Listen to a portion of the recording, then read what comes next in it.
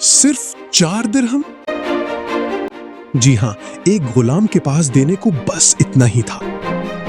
मगर जब उसने खालिस दिल से अल्लाह की राह में सदका किया तो जमीन से लेकर आसमान तक रहमतों के दरवाजे खुल गए। ऐसी हैरान कुन बरकतें नाजिल हुई कि सुनकर आपका दिल कांप उठेगा। इंशाअल्लाह हम एक ऐसे गुलाम की कहानी सुनेंगे कि जिसने आखिर तक अल्लाह को जरूर राजी। सुनिए, क्योंकि ये सिर्फ एक कहानी नहीं, जिंदगी बदल देने वाला सबक है।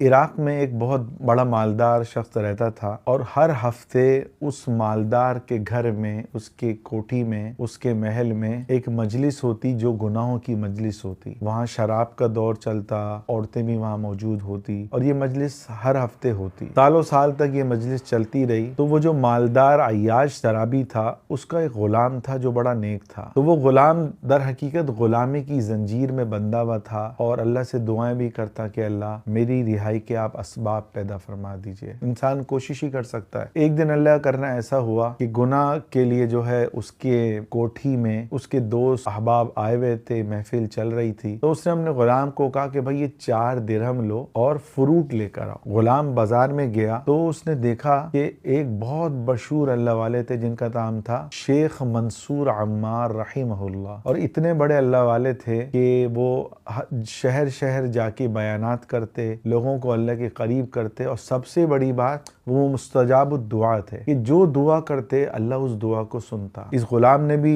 मंसूर अम्मार रहमतुल्लाह अलैह की जो है बड़ी करामात सुनी हुई थी कि बड़े अल्लाह वाले हैं। तो जब इस गुलाम ने उनको देखा तो ये शेख के करीब हुआ। तो शेख ने चेहरे को देख के कहा कि बेटा तुम अल्लाह की रजा के लिए मुझे 4 दिरहम दो, फिर तुम 4 दुआएं करना, मैं उस पर आमीन कहूंगा और इंशाअल्लाह मुझे उम्मीद है कि अल्लाह तुम्हारी उन 4 दुआओं को कबूल करेगा। उस गुलाम ने 4 दिरहम खुशी खुशी दिए। फिर मंसूर अम्मार रहिमहुल्लाह ने पूछा कि बेटा तुम्हारी पहली दुआ क्या है? तो कहा कि मेरा जो मालिक है वो बड़ा सख्त है, आप दुआ करें कि मुझे गुलामी की जंजीर से आजादी मिल जाए। शेख मंसूर रहमतुल्लाह अलैह ने सुना तो कहा कि आमीन, ए अल्लाह इस दुआ को कबूल फरमा दीजिए और शर्फ कबूलियत अता फरमाइए। फिर जो है शेख मंसूर रहमतुल्लाह ने पूछा कि दूसरी दुआ क्या है? वो कहने लगा अल्लाह मुझे इन 4 दिरहम का बेहतरीन नेम बदल अता फरमाए। तो शेख मंसूर ने कहा आमीन। फिर पूछा तीसरी दुआ क्या है बेटा? तो कहने लगे अल्लाह मेरे मालिक को जिसका मैं गुलाम हूँ तौबा की तौफीक दे के वो शराब और शबाब की जो है महफिलों को छोड़ दे। शेख मंसूर रहमतुल्लाह ने सुना तो कहा आमीन, ए अल्लाह इस दुआ को कबूल फरमाइए। फिर पूछा बेटा चौथी दुआ क्या है? अल्लाह ताला हम सब की जो है मगफिरत फरमा दे, हमारे पिछले तमाम गुनाहों को माफ फरमा। शेख रहमतुल्लाह अलैह ने सुना तो कहा आमीन। फिर कहा अल्लाह तू अपने बंदे की लाज रख, ये 4 दिरहम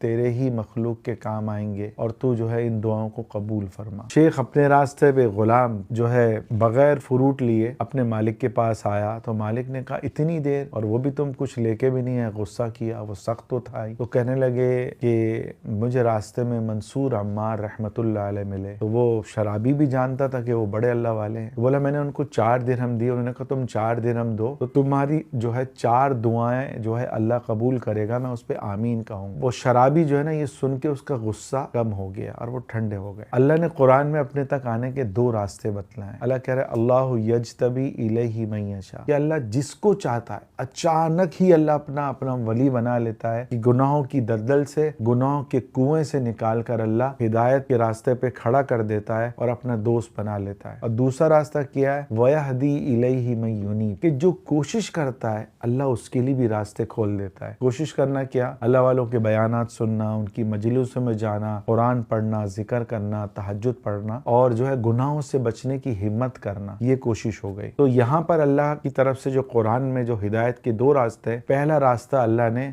मंसूर अम्मार रहिमहुल्लाह की बदौलत इस शराबी के लिए चुना। अब क्या मामला आगे हुआ? तो वो शराबी कहने लगा कि तुमने पहली दुआ कौन सी कराई? का मैंने ये दुआ कराई कि मेरा मालिक जो है मुझे आजाद कर दे, मैं गुलामी की जंजीर से निकल जाऊं। देखो दिल जो है ना अल्लाह के हाथ में, है। अल्लाह के नबी सल्लल्लाहु अलैहि वसल्लम की एक हदीस है कि इंसानों के दिल अल्लाह की 2 उंगलियों के दरमियान है, युक़ल्लिबुहा कैफ़ा यशा, कि जैसे चाहता है अल्लाह उसको पलट देता है। अल्लाह के लिए 1 सेकंड लगता है दिल को पलटने में, इसलिए तौबा की तौफीक मांगना ये आदमी कसरत से करे अगर कोई गुनाह में मुलव्विस है। कुछ पता नहीं कि उसी वक्त जो है कबूलियत दुआ का मौका हो और अल्लाह आपकी दुआ सुन ले। तो वो शराबी कहने लगा मैंने तुझे अल्लाह के लिए आज़ाद, हालांकि था शराबी, लेकिन जब अल्लाह की मोहब्बत आ जाती है ना तो खुद रास्ते बन जाते हैं। ख्वाजा मज़्ज़ूब रहमतुल्लाह अलैह का शेर है, सुन ले ए दोस्त जब अय्याम भले आते हैं, अच्छे दिन आते हैं, अपने मिलने का रास्ता वो खुद आप ही बनाते हैं। अल्लाह अपने से मिलने का रास्ता खुद बना देता है। तो फिर कहा कि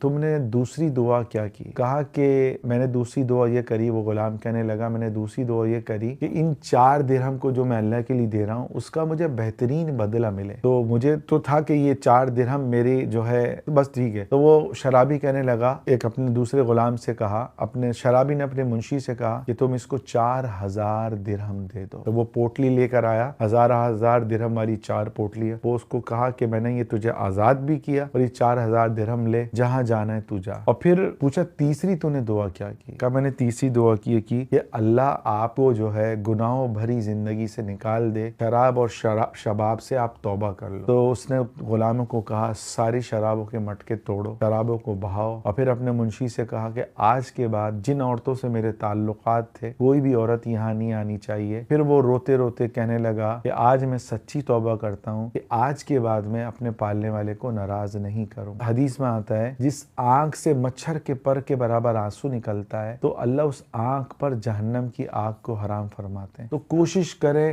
करें कि तौबा की तौफीक, अच्छा चलो ठीक है, कोशिश करें कि रो रो के अल्लाह से अपनी हिदायत की दुआ मांग। और चौथी फिर पूछा आप तुमने क्या दुआ करवाई? मैंने कहा कि अल्लाह ताला मेरी, मेरे मालिक की और जो है मंसूर अम्मार तीनों की अल्लाह मगफिरत करे। तो वो शराबी कहने लगा ये मेरे हाथ में नहीं है, ये तो अल्लाह के हाथ। जब रात को ये शराबी सोया तो एक गैबी आवाज इसने सुनी जो कह रही थी कि जो तुम्हारे इख्तियार में था तुमने करा और बेहतरीन अंदाज में करा, और अब जो अल्लाह के इख्तियार में है क्या तुम ये गुमान करते हो कि अल्लाह वो नहीं करेगा? फिर कहा अल्लाह ने तुम्हारी, तुम्हारे गुलाम की और मंसूर अम्मार की मगफिरत कर दी। तो मेरे अजीजों, अल्लाह की ज़ात आली बड़ी रहम करने वाली है और ये वाक़या बड़ा मुस्तनद वाक़या है। नुज़हतुल बसातीन एक किताब है, इसके बारे में थानवी रहमत ने फरमाया कि वो जो इसको पढ़ लेगा उसका दिल अल्लाह की मोहब्बत से भर जाएगा। तो कोशिश करें अल्लाह वालों के वाक़यात सुने, तो उससे क्या होगा, हमारा दिल नरम होगा और जो है उस हमारी ईमान की बैटरी चार्ज होगी। फिर गुनाहों से बचने में भी मदद मिलेगी और इबादत की भी तौफीक मिलेगी और इबादत की लज्जत भी मिलेगी।